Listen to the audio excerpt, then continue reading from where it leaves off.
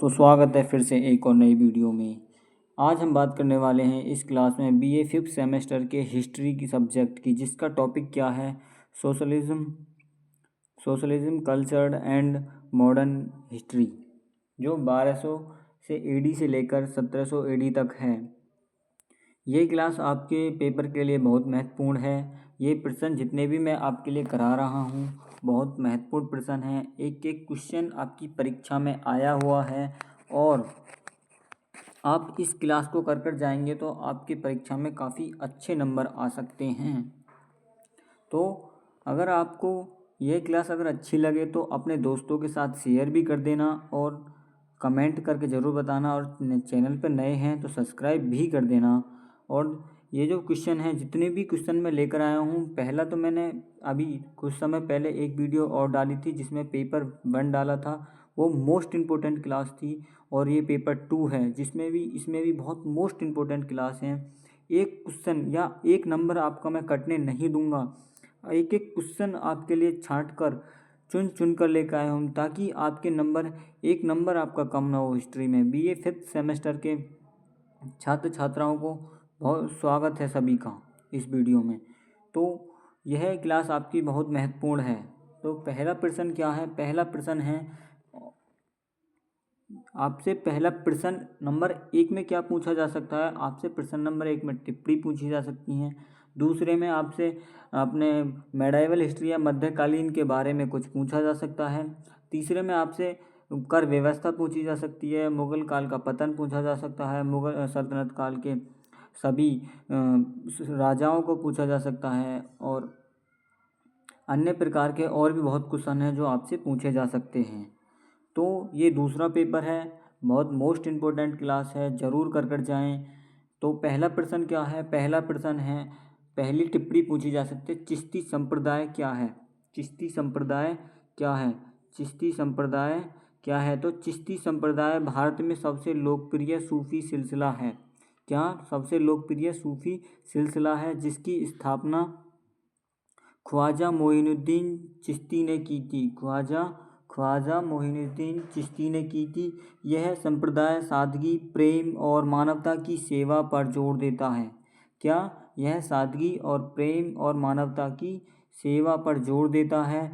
इसमें संगीत को ईश्वर से जुड़ने का माध्यम माना जाता है। क्या? संगीत को ईश्वर से जुड़ने का माध्यम माना जाता है। अजमेर शरीफ इसकी मुख्य दरगाह है। जो अजमेर शरीफ के नाम से मोइनुद्दीन चिश्ती की क्या मुख्य दरगाह है, मतलब उनकी वहाँ पर कब्र है। अगली टिप्पणी पूछी जा सकती है, जजिया कर क्या था? जजिया कर क्या था? जजिया एक प्रकार का एक सुरक्षा कर था जो मध्यकालीन भारत में मुस्लिम शासकों द्वारा अपनी गैर मुस्लिम प्रजा यानी हिंदुओं या जैनों या बौद्धों से लिया जाता था। इसके बदले में राज्य उन्हें सुरक्षा प्रदान करता था। इसके बदले में क्या? राजा जो होता था उस समय का, जो मुस्लिम शासक होता था, वह क्या करता था? वह उनको सुरक्षा प्रदान करता था और उन्हें सैन्य सेवाओं से छूट दी जाती थी। जो सैनिक सेवाएं थीं उनको छूट दी जाती थी। अकबर ने इसे समाप्त कर दिया था, लेकिन औरंगजेब ने इसे पुनः लागू किया था। मतलब जो औरंगजेब ने पुनः शुरुआत जजिया कर की कर दी थी। अगली टिप्पणी पूछी जा सकती है, सती प्रथा क्या है? सती प्रथा क्या है? सती प्रथा एक प्राचीन कुप्रथा थी जिसमें पति की मृत्यु के बाद उसकी विधवा को उसकी चिता पर जीवित जलना पड़ता था। इसे धार्मिक मान्यता से जोड़ा गया था। 1829 में राजा राम मोहन राय के प्रयासों से लॉर्ड विलियम वेंटिक ने कानून बनाकर इसे अवैध घोषित कर दिया। किसे? सती प्रथा को अवैध घोषित कर दिया लॉर्ड विलियम वेंटिक ने। अगली टिप्पणी पूछी जा सकती है, आईने ए दहसाला क्या है? यह अकबर के शासनकाल में राजा टोडरमल द्वारा शुरू की गई एक भूराजस्व प्रणाली थी। लैंड रेवेन्यू सिस्टम थी। इसमें क्या पिछले 10 वर्षों की फसलों और उनकी कीमतों का औसत, जो पिछले 10 वर्षों में जो फसल हुई हैं और उनकी जो कीमत है उसका औसत निकाल कर लगान तय किया जाता था। मतलब उसकी लगान, उस पर उसका लगान तय किया जाता था। इसे किसानों और राज्यों दोनों को राजस्व के मामले में निश्चितता मिली। इससे क्या राज्य और किसानों के मामले में क्या मिली थी? निश्चितता मिली थी, मतलब फिक्स्ड मिली थी। अगला है जौहर प्रथा क्या है? जौहर प्रथा क्या है? तो जौहर मध्यकालीन भारत में राजपूत महिलाओं द्वारा किए जाने वाली एक प्रथा थी। युद्ध में पराजय निश्चित होने पर, युद्ध में जो हमारे राजपूत थे उनकी जो पराजय निश्चित होने पर अपनी गरिमा और सम्मान की रक्षा के लिए महिलाएं सामूहिक रूप से अग्नि में कूदकर अपने प्राण त्याग देती थीं ताकि वे शत्रुओं के हाथ न लगें। चित्तौड़ का जौहर इतिहास में अत्यंत प्रसिद्ध है। सेक्शन बी में पूछे जाते हैं जो आपके शॉर्ट क्वेश्चन होते हैं, और सेक्शन ए में पूछे जाते हैं शॉर्ट क्वेश्चन जो 50 से 60 वर्ड में पूछे जाते हैं। ये 100 से 150 वर्ड्स में पूछे जाते हैं। तो आप इतना ही लिख के आना, आपको 1 नंबर आपका नहीं कटेगा। मोस्ट इम्पोर्टेंट क्वेश्चन है। क्लास को शेयर भी कर दें और लाइक भी कर दें और चैनल को सब्सक्राइब जरूर कर दें ताकि ऐसी ऐसी इन्फॉर्मेटिव वीडियो मैं आपके लिए लाता रहूं। और चैनल पर मेरे हमेशा इन्फॉर्मेटिव वीडियो 10th 12th और बीए के सभी सेमेस्टर वाइज जो क्लासेस आती रहती हैं। क्या ऑप्शन अगला है क्वेश्चन नंबर 2। क्वेश्चन नंबर 2 में क्या है? सूफीवाद क्या है? यह क्वेश्चन मैंने पेपर नंबर 1 में भी कराया है। मोस्ट इम्पोर्टेंट क्वेश्चन है। सूफीवाद क्या है? इसके प्रमुख सिद्धांतों का वर्णन दीजिए। सूफीवाद इस्लाम के भीतर एक आध्यात्मिक और रहस्यवादी विचारधारा है जो ईश्वर के साथ सीधे प्रेम और व्यक्तिगत अनुभव पर जोर देती है। जो सीधे क्या करती है? प्रेम और व्यक्तिगत अनुभव पर जोर देती है। प्रमुख सिद्धांत क्या था इसका? एकेश्वरवाद इसका प्रमुख सिद्धांत है। सूफी केवल एक ईश्वर अल्लाह में विश्वास करते थे या अल्लाह में विश्वास करते हैं। वह एक ईश्वर को अपना भगवान या एक अल्लाह मानते हैं। प्रेम और भक्ति ईश्वर के प्राप्ति कर्म कांडों से नहीं। ईश्वर की जो प्राप्ति होती है वह किसी भी कर्म कांडों जैसे पशु हत्या, बाल हत्या या किसी भी प्रकार का कोई कर्म हो उससे नहीं होती है, बल्कि निस्वार्थ प्रेम और भक्ति से असंभव है ईश्वर की प्राप्ति। पीर मुरीद परंपरा आध्यात्मिक मार्गदर्शन के लिए गुरु पीर का होना अनिवार्य माना जाता था। सहनशीलता सभी धर्मों के प्रति सम्मान और मानवता की सेवा करना इनका मूल धर्म था। अगला क्वेश्चन है बी। क्वेश्चन नंबर 2 का बी क्वेश्चन है। सेक्शन बी में जो क्वेश्चन बी है क्या है? भक्ति आंदोलन के उदय के कारणों की विवेचना कीजिए। मध्यकालीन भारत में भक्ति आंदोलन के उदय के पीछे कई सामाजिक और धार्मिक कारण थे। हिंदू धर्म में जटिलता, कर्मकांडों और जाति प्रथा की कठोरता के कारण लोग एक सरल मार्ग की तलाश में थे। एक सरल मार्ग की तलाश में थे। इस्लाम का प्रसार, इस्लाम की समानता की भावना से निपटने के लिए हिंदू समाज में सुधार की आवश्यकता महसूस हुई। मतलब जब इस्लाम धर्म का प्रचार होने लगा तब क्या हुआ? हिंदू धर्म में विकास या सुधार की आवश्यकता महसूस होने लगी ताकि जो निचली जाति थी वह इस्लाम धर्म को कबूल न कर सके, हिंदू धर्म में ही अपना बने रहें। क्या अगले है सूफी संतों का प्रभाव। सूफी संतों की उदारता और प्रेम की शिक्षा ने भी भक्ति संतों को प्रेरित किया। क्षेत्रीय भाषा का विकास, संतों ने आम बोलचाल की भाषा में उपदेश दिए। मतलब अपनी मूल भाषा में उपदेश दिए जिससे यह आंदोलन जन जन तक पहुंचा। लोग हर प्रति व्यक्ति तक पहुंचा। अब क्वेश्चन नंबर सी है। क्वेश्चन नंबर दूसरे का सी क्या है? सल्तनत काल की सामाजिक दशा का वर्णन कीजिए। सल्तनत काल की सामाजिक दशा का वर्णन कीजिए। सल्तनत काल का समाज मुख्य रूप से दो वर्गों में था। जो दिल्ली सल्तनत काल जो था उस समय समाज मुख्य रूप से दो वर्गों में था, मुस्लिम और हिंदू में विभाजित था। मुस्लिम समाज, इसमें शासक वर्ग तुर्क अफगान जैसे वो सबसे ऊपर था। इसके बाद उलेमा और साधारण मुसलमान आते थे। हिंदू समाज कैसा था? हिंदू समाज जाति प्रथा और छुआछूत जैसी कुरीतियों से ग्रसित था। दास प्रथा, इस काल में दासों को रखने का बहुत प्रचलन था। इस काल में दासों को रखना बहुत प्रचलन था। सामंजस्य सामंजस्य सामंजस्य समय के साथ दोनों संस्कृतियों के बीच खान पान, वेशभूषा और भाषा में समन्वय स्थापित होने लगा। दोनों के बीच वेशभूषा और समन्वय स्थापित होने लगा। अगला है डी, सल्तनत काल में स्त्रियों की दशा का वर्णन कीजिए। यह क्वेश्चन आपसे यह ऐसे भी पूछा जा सकता है कि सल्तनत काल में नारियों की दशा पर संक्षिप्त टिप्पणी लिखिए या उनके ऊपर संक्षिप्त में लिखिए। सल्तनत काल में स्त्रियों की स्थिति सामान्यतः दयनीय थी मतलब दयनीय थी। पर्दा प्रथा, हिंदू और मुस्लिम दोनों समाजों में पर्दा प्रथा का अत्यधिक प्रभाव था। कुप्रथाएं, समाज में कुप्रथाएं, बाल विवाह, सती प्रथा, जौहर प्रथा जैसी कुरीतियां प्रचलित थीं।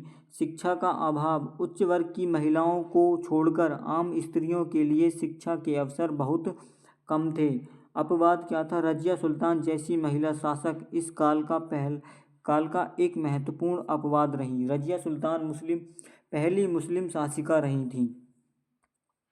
अगला है प्रश्न नंबर ई क्या है? मुगल काल में सूती वस्त्र उद्योग के विकास पर प्रकाश डालिए। जो मुगल काल था उसमें सूती वस्त्रों के उद्योगों यानी व्यापारों पर प्रकाश डालना है। तो क्या है? मुगल काल में सूती वस्त्र उद्योग भारत का सबसे बड़ा और विकसित उद्योग था। भारत का सबसे बड़ा और विकसित उद्योग था। प्रमुख केंद्र कहाँ था इसका? ढाका में। अब ढाका कहाँ पे? बांग्लादेश में। मलमल के लिए ढाका, मलमल के लिए कहाँ पर? गुजरात में था, आगरा में था और बनारस सूती वस्त्रों के मुख्य केंद्र थे। सूती वस्त्रों के मुख्य केंद्र थे। व्यापार, भारत में बने सूती कपड़ों की मांग पूरे विश्व भारत में बने जो सूती कपड़े थे उनकी मांग जो पूरे विश्व में विशेषकर यूरोप और एशिया में बहुत अधिक थी। विशेषकर कहाँ पर? यूरोप और एशिया में बहुत अधिक थी। राजकीय संरक्षण क्या था? राजकीय संरक्षण था सम्राटों ने कारखानों की स्थापना की जहां कुशल कारीगर काम करते थे। सम्राटों ने क्या किया था? कुशल कारखानों की स्थापना की थी जहां पर कुशल कारीगर काम किया करते थे। तकनीक क्या थी? चरखा और धुनकी के प्रयोग से उत्पादन की गति काफ़ी बढ़ गई। चरखा से क्या हुआ था? जो उत्पादन की गति काफ़ी अधिक बढ़ गई थी। धर्म सुधारक, क्वेश्चन नंबर एफ क्या है? एफ है धर्म सुधारक के रूप में कबीरदास का मूल्यांकन कीजिए। जो हमारे कबीरदास जी थे इनका मूल्यांकन करना है धर्म सुधार के रूप में। तो इनकी जो भूमिका रही धर्म सुधार में बहुत महत्वपूर्ण भूमिका रही। इन्होंने एक ही व्यक्ति को अपना भगवान माना। श्री कृष्ण को इन्होंने अपना भगवान माना। एक महीने ने बताया का एकेश्वरवाद का जो सिद्धांत है वह एक के लिए दिया जाता है। कबीरदास मध्यकालीन भारत के सबसे महान समाज और धर्म सुधारक थे। क्या? महान समाज और धर्म सुधारक थे। कौन? कबीरदास जी। बाहरी आंडवरों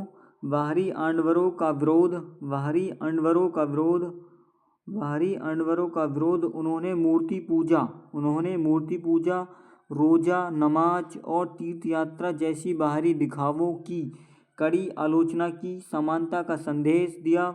उन्होंने जाति पाति और ऊंच नीच के भेद को नकारते हुए सभी मनुष्य को एक समान बताया। हिंदू मुस्लिम एकता, कवि ने दोनों धर्मों की बुराइयों पर प्रहार किया और प्रेम और भाईचारे के मार्ग दिखाया। निर्गुण भक्ति वे निराकार ईश्वर के उपासक थे। निराकार ईश्वर के क्या थे? उपासक थे। निर्गुण ब्रह्मा के थे। अगला प्रश्न क्या है? क्वेश्चन नंबर जी। ये प्रश्न आपसे सेक्शन बी में कैसे, जैसे क्वेश्चन नंबर 2 में पूछे गए ए बी सी, इनमें से निम्नलिखित में से 2 क्वेश्चन पूछे जा सकते हैं, 2 या 3, जो कि प्रत्येक 15 नंबर का क्वेश्चन होता है। आपसे इस टाइप से पूछे जा सकते हैं। पहले में जो सेक्शन ए है उसमें से प्रत्येक क्वेश्चन करना रहता है जो 3 नंबर का होता है। तो जी क्या है? जी में मुगल काल में बैंकिंग व्यवस्था का वर्णन कीजिए। यह क्वेश्चन मोस्ट इम्पोर्टेंट है, पहले पेपर में भी आया था और अब भी आ गया है। मुगल काल में आधुनिक बैंकों की तरह कोई संस्था तो नहीं थी। मुगल काल में आधुनिक बैंकों की तरह कोई तो संस्था नहीं थी। यह आपसे ब्रिटिश सरकार के उपरांत में भी क्वेश्चन पूछा जा सकता है कि ब्रिटिश काल में बैंकिंग व्यवस्था का वर्णन कीजिए। मुगल काल में आधुनिक बैंकों की तरह कोई संस्था तो नहीं थी, लेकिन एक सुदृढ़ स्वदेशी बैंकिंग प्रणाली मौजूद थी। सराफ और साहूकार सराफ कौन थे? सुनार मुद्रा की लेन देन, विनिमय और ऋण देने का मुख्य कार्य करते थे। हुंडी व्यवस्था क्या थी? हुंडी यह इस काल की सबसे बड़ी विशेषता थी। हुंडी क्या थी? इस काल की, जो मुगल काल था उस काल की सबसे बड़ी विशेषता थी। विशेषता क्या थी? हुंडी एक साख पत्र था। मतलब साख पत्र क्या था? क्रेडिट कंट्रोल, यानी जो पैसे को नियंत्रित करता था, जिससे व्यापारियों को नगद ले जाने की जरूरत नहीं पड़ती थी। उनके लिए एक पर्चा दिया जाता था जिस पर उन पर क्या लिखा हुआ रहता था? उस पर लिखा रहता था कि इतना माल आपका यहाँ पर है, आप अपने देश में या अपने राज्य में जाकर इस पर्ची को दिखाएंगे तो इसके बदले में आपको नगद निकासी मिल जाएगी। अगला क्या है? जैसे अमेरिका में सोने की बदले डॉलर दिया गया। अमेरिका सुरक्षित देश माना जाता था आधुनिक समय में। तो वहाँ पर जो जिनके पास सोना ज़्यादा था, जिन देशों के पास सोना ज़्यादा था, तो वह क्या करते थे? अपने सोने को अमेरिका को दे देते थे। अमेरिका उनको डॉलर दे दिया करता था। फिर क्या हुआ? बीच में फिर डॉलर से ही लेन देन होने लगी। इसी प्रकार मुगल काल में एक पर्चा दिया जाता था माल के बदले। मुद्रा विनिमय सराफ विभिन्न राज्यों की मुद्रा को परखने और बदलने का कार्य करते थे। जगत सेठ क्या थे? जगत सेठ थे बंगाल के जगत सेठ जैसे घरानों उस समय के सबसे बड़े बैंकर माने जाते थे, जगत सेठ। प्रश्न नंबर एच है। एच क्या है? मुगल कालीन जमींदारी व्यवस्था पर संक्षिप्त टिप्पणी लिखिए। मुगल काल में जमींदारी व्यवस्था कृषि अर्थव्यवस्था का एक महत्वपूर्ण हिस्सा थी। जमींदार वे लोग थे जिनके पास अपनी भूमि का वंशानुगत अधिकार होता था। जिनका भूमि का अधिकार क्या था? वंशानुगत था। और वे राज्य और किसानों के बीच मध्यस्थ के रूप में कार्य करते थे। उनका मुख्य कार्य किसानों से भूराजस्व वसूल करना और उसका एक हिस्सा सरकार को देना था। जमींदारों के पास अक्सर अपनी छोटी सेनाएं होती थीं और समाज में उनका गहरा प्रभाव था। हालांकि वे भूमि के पूर्ण स्वामी नहीं थे, लेकिन उन्हें खेती बढ़ाने और शांति बनाए रखने के लिए जमींदारी दी जाती थी। सेक्शन सी, ये लॉन्ग क्वेश्चन है, आपसे long question most important question पूछे हैं। लॉन्ग क्वेश्चन में क्या है? मुगल कालीन उद्योग धंधों का वर्णन कीजिए। मुगल काल में भारत एक प्रमुख औद्योगिक केंद्र था। सूती वस्त्र उद्योग यह सबसे बड़ा उद्योग था। ढाका, बनारस, गुजरात इसके प्रमुख केंद्र थे। रेशम और ऊनी वस्त्र का भी यहाँ पर उद्योग किया जाता था। कश्मीर में शॉल और बंगाल में रेशम का उत्पादन बहुत उन्नत था। धातु उद्योग तलवारें, ढाल और तोपें बनाने का काम बड़े पैमाने पर होता था। जहाज निर्माण तटीय क्षेत्रों में व्यापार के लिए बड़े जहाज़ों का निर्माण किया जाता था। शाही कारखानों सम्राटों ने विशेष रूप से विसा विला विलासिता की वस्तुओं के लिए राजकीय कारखाने स्थापित किए। क्या? राजकीय कारखाने स्थापित किए। अगला प्रश्न है क्या? 3 का बी। इसमें से आपसे 3 क्वेश्चन पूछे जाएंगे, प्रत्येक 15 नंबर का क्वेश्चन होगा, जिससे आपके 3 क्वेश्चन हो गए तो 45 मार्क्स आपके पूरे आ जाएंगे, और उनमें से कर दोगे तो आप काफ़ी अच्छे नंबर ला सकते हो। तो क्या है? अलाउद्दीन खिलजी के आर्थिक सुधारों पर परीक्षण कीजिए। अलाउद्दीन खिलजी ने एक विशाल सेना के रखरखाव के लिए क्रांति आर्थिक सुधार किए थे। बाजार नियंत्रण प्रणाली, उसने वस्तुओं की कीमतें निश्चित कर दी ताकि सैनिक कम वेतन में भी गुजारा कर सकें। दीवान ए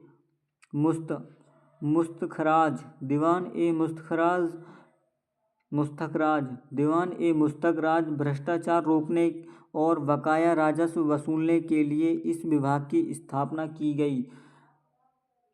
राशनिंग व्यवस्था, अकाल के समय अनाज की कमी न हो सके इसके लिए सरकारी अन्न भंडार बनाए गए।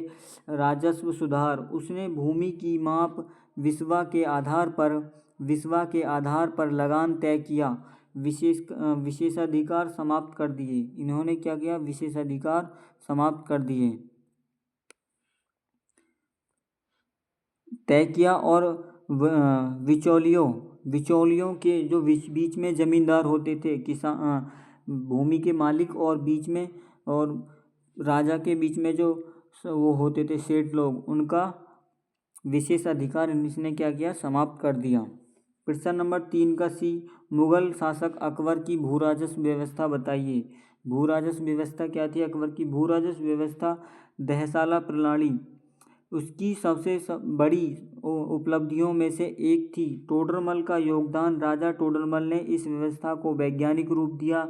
जब्ती प्रणाली, भूमि की पैमाइश के आधार पर कर निर्धारित किया गया। वर्गीकरण, भूमि को उसकी उर्वरता के आधार पर 4 भागों पोजल, परोती, चचर और बंजर में बांटा गया। नगद भुगतान, किसानों को विकल्प दिया गया कि वे लगान नगद या अनाज के रूप में दे सकते हैं। तीसरे का डी क्या है? मुगल काल के अधीन व्यापार और वाणिज्य पर प्रकाश डालिए। मुगल काल के अधीन व्यापार और वाणिज्य, यानी व्यापार और वाणिज्य, ट्रेड एंड कॉमर्स पर प्रकाश डालिए। लाइटिंग, मुगल काल में व्यापार आंतरिक और विदेशी दोनों स्तरों पर बहुत फला फूला था। क्या? मुगल काल में व्यापार आंतरिक विदेशी दोनों स्तरों पर, आंतरिक का यह मतलब है अपने ही देश में, और विदेशी यानी बाहर, अपने देश को छोड़कर अन्य देशों, दोनों स्तरों पर बहुत फला फूला। विदेशी व्यापार, भारत से कपड़ा, मसाले, नील, अफीम का निर्यात यूरोप और अरब के देशों में किया जाता था। निर्यात यानी एक्सपोर्ट किया जाता था। आयात क्या? भारत मुख्य रूप से इंपोर्ट क्या करता था? मुख्य रूप से घोड़े, हाथी दांत और बहुमूल्य रत्न आयात करता था। व्यापारिक मार्ग क्या था? थल मार्ग से क्या? सड़क ए आज़म, जिसे आज हम जीटी रोड के नाम से जानते हैं, सड़क ए आज़म, और समुद्री मार्ग दोनों सुरक्षित थे। मुद्रा प्रणाली क्या थी? चांदी का रुपया व्यापार के लिए एक मानक मुद्रा बन गया था। क्या? चांदी का रुपया एक व्यापार के लिए क्या बन गया था? मानक रुपया बन गया था। तो दोस्तों कमेंट में ज़रूर बताएं वीडियो आपको कैसी लगी और आपके सारे क्वेश्चन समझ में आए हैं या नहीं, एक बार कमेंट में ज़रूर बताएं। और हमारे चैनल पर आप नए हैं तो चैनल को सब्सक्राइब कर लें। आपको ऐसी ही इन्फॉर्मेटिव वीडियो हमारे चैनल पर मिलती रहेगी। बीए के सभी सेमेस्टर वाइज और जितने भी 10th और 12th के बच्चे हैं उनके लिए मोस्ट इम्पोर्टेंट क्वेश्चन लेकर छाँट कर आ रहा हूँ मैं कुछ समय में, जो आपकी परीक्षा में पूछे जाने वाले हैं। और कल आपका पेपर है, उसके लिए आपको बहुत बहुत बधाई हो। आप अपना पेपर अच्छे से करके आएँ। और एक पेपर और लेकर आने वाला हूँ। मैंने पहला पेपर डाल दिया है, ये दूसरा पेपर है। अब मैं तीसरा पेपर कुछ देर में डालूँगा, जो जो आप इन्हीं सभी को रिवाइज्ड कर कर चले जाएंगे तो आपके काफ़ी अच्छे मार्क्स, आपका कोई भी क्वेश्चन नहीं छूटेगा और मैं एक महामैराथन दोपहर में लूँगा। तो धन्यवाद। जय हिंद, जय भारत।